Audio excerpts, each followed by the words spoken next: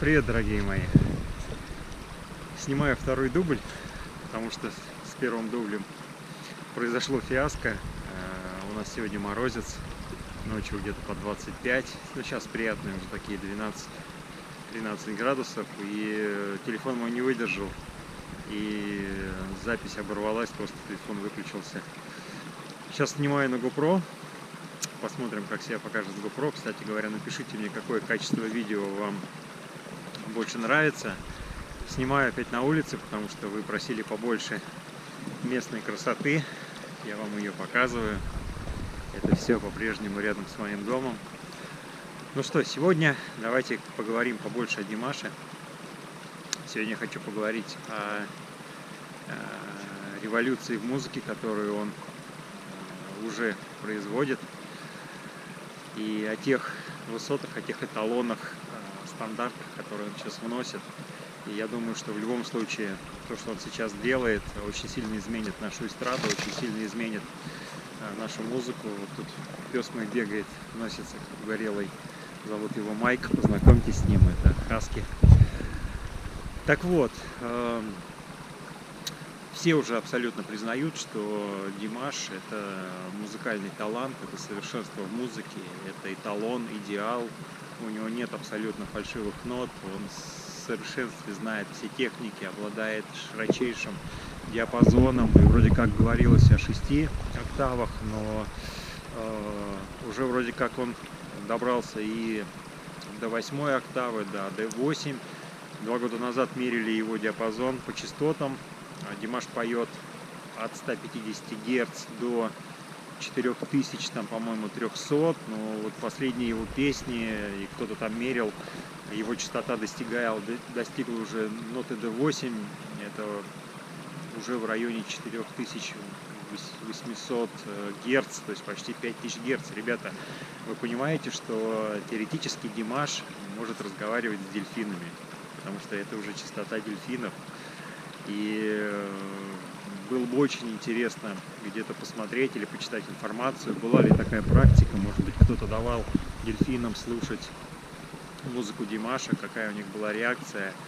И мое мнение, что дельфины — это параллельная ветка развития на нашей планете, и человек на самом деле далеко не венец творения природы, как считается людьми. Просто человечество пошло по техногенному развитию, и, скорее всего, оно оказывается губительным для нас, а дельфины развивались по природному, и они сейчас там плавают в своих океанах, и на нас, наверное, смотрят с прискорбием и сожалением, и, скорее всего, ничем нам не помогут, только сами себя мы можем спасти. Вот, так если вдруг у вас есть такая информация про дельфинов и реакцию на Димаша, было бы очень интересно посмотреть. Так вот, я считаю, что почему, например, наша эстрада, по крайней мере, я говорю сейчас про российскую эстраду, неохотно пускает Димаша и совсем о нем не отзывается. И вы как раз об этом в комментарии пишете, что никто о нем не говорит. Говорят иностранцы, говорят иностранные коучи, преподаватели по пению, там артисты, но совсем не говорят наши российские певцы. Ребят, ну вы поймите, вот я преподаватель по покеру, у меня 15-летний стаж профессионала, да, то есть я занимаюсь организацией, то есть у меня там большой авторитет, у меня большие знания, то есть и я там учу ребят там играть в покер. И тут вдруг ко мне приходит человек и говорит: вот все, что ты делаешь, это не то. Вот смотри, я сейчас 20 раздач подряд выиграю, там, буду ставить all-in каждую раздачу и буду выигрывать. Ну, я, ну давай. И он берет и делает это. Вот какое у меня будет лицо? У меня челюсть вот так вот отвиснет, как у всех этих музыкальных экспертов, и я в этот момент пойму, что я вообще ничего не знаю об этой игре. Я совершенно ничего не знаю о покере, или, по крайней мере, знаю, но в разы меньше. И что я должен буду сказать? Я должен буду сказать: ну, извините, но я готов подвинуться, потому что это совсем другой уровень. То же самое наши музыканты. Ну что они могут сказать? Они могут только развести руками и сдаться, поднять лапки, потому что они даже близко не смогут приблизиться к тому уровню, который сейчас показывает Димаш. И, конечно, сейчас на планете никто не может приблизиться к его уровню, но стремиться к этому, конечно же, должны. И я думаю, что это сейчас волна пойдет, и на эстраде начнут оставаться и приходить действительно много новых талантов, которые на самом деле есть, просто их не пускают. То есть есть вот это сейчас когорта вот этой низкопробной эстрады на уровне второй чакры, как я говорил. И я думаю, сейчас они просто все разбегутся с появлением Димаша, это неизбежно. Вы, если видели, посмотрите, пожалуйста, отрывок, когда Димаш был на передаче Малахова, Андрея Малахова, там вместе с Игорем Крутым, и там присутствовали несколько наших эстрадных звезд. Киркоров, там еще, по-моему, кто-то был. И был момент, когда показывали выступление, там где-то на экранах показывали выступление Димаша и показали лицо Филиппа Киркорова. Вы посмотрите на это лицо. Он не смог тогда сдержать свои эмоции, но это было настолько надменное, настолько, я даже, наверное, скажу, злое лицо. Он смотрел и понимал, что все, ему пипец. Что просто, ну вот если сейчас Димаш захватит российскую эстраду, то ну просто на него перестанут ходить. Потому что они нам доказывали, что они золото, они нам доказывали, что они умеют петь, они нам доказывали, что они там короли, что они вели себя отвратительно. И когда придет Димаш, а он уже приходит, и у нас уже будет сравнение, все познается в сравнении. И вы поймете, что то, что было до Димаша, это оказывается, извините, говно. И вот эта вся пение под фонограмму, и отсутствие голоса, отсутствие какого-либо таланта, все, что нужно было, это связи и деньги. Любая там, извините, там, девочка или мальчик, у которого там богатые родители или там есть папик, спокойненько могли на эту эстраду посочиться. И мы в последнее время видели только один разврат и абсолютную бездарность, которая нас, к сожалению, вводила в диссонанс и опускала нас по вибрации. Тут пришел Димаш, и понеслось, и мы с вами полетели. Так вот, совсем забыл сказать про частоты. Так вот, как выясняется, Димаш поет от 150 Гц до почти 5000 Гц, а может быть и выше. Просто дальше наше человеческое ухо уже практически не услышит эти звуки. Хотя наш тонкий мир, наша аура... Майк, хватит бегать. Наша аура обязательно почувствует эти вибрации. Так что происходит?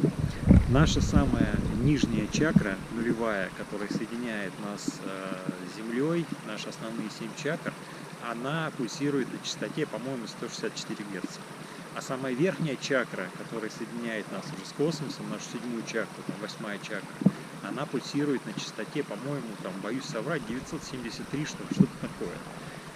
И что мы понимаем? Поэтому мы понимаем, что пение и голос Димаша, его вибрации способны нас с самых низов поднять и просто пульнуть нас в космос, как ракету. Вы понимаете, что с нами происходит, когда он поет? И это удивительно. Это на самом деле Божий дар, который дан только ему. И я надеюсь, что за ним придут все больше и больше таких людей, которые будут давать нам такие вибрации.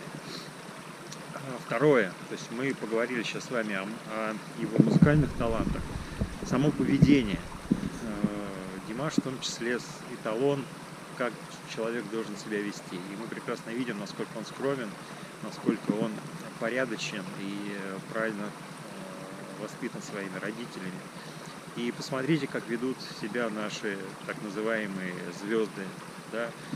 Я в свое время был немного причастен к этому бизнесу, мы организовывали концерты, и я пересекался с этими звездами, там, с Виагрой в золотом составе, там, с Фабрикой и так далее. Но я, кстати, не про них, ничего про них плохого сказать не хочу, кстати, достаточно достойно себя вели в то время. Я просто знаю, какие бывают райдеры у певцов, насколько они бывают требовательны, какие у них могут быть капризы. И если ты вдруг не выполнишь какой-то пункт, я не знаю, там, чтобы в вазе стояла там 31 роза, и не дай бог их будет меньше, да, или они будут не того цвета, артист может просто отменить концерт.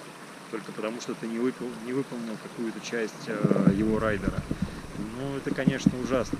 И то, как ведет себя Димаш, это опять же пример для подражания, как на самом деле должны вести себя люди, которые несут нам любовь и вибрации с экрана, да, или там во время концерта. Поэтому ждет революция. Ой, снежок какой хороший, смотрите. Правда говорю, значит. Снежок окропил меня. Будет обязательно революция, и она уже идет. И очень хочется, чтобы мы начали подниматься вместе с ней.